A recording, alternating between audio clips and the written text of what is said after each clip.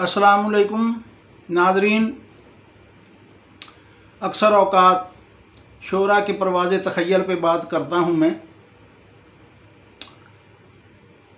एक शायर ने कहा, मगज़ को बाग में जाने न देना,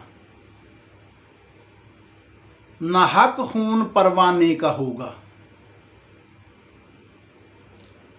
मगज़ को बाग में जाने न देना, नाहक खून परवाने का होगा। बज़ाहिर तो बहुत ही सादा से हरूफ हैं। मगज़ कहते हैं शहद की मक्खी को, मगर इसमें जो पेचीदा मानी हैं, जो छुपे हुए मानी हैं, जो मख्फी हैं, उन्हें मुलाज़ा फरमाएं कि शायर कहता है कि शहद की मक्खी को बाग में ना जाने देना।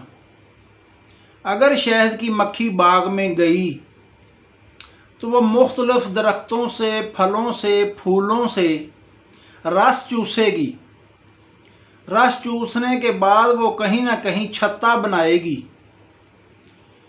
शहद तो लोगों के काम आएगा, मगर उस छत्ते का जो मोम है, उस मोम से बनेगी मोमबत्ती।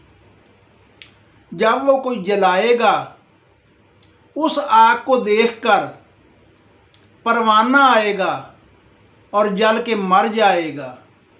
इसलिए परवाने का नाहक खून होगा। इसलिए शहद की मक्खी को बाग में न जाने देना, मगज़ को बाग में जाने न देना, नाहक खून परवाने का होगा। सलामत रहें।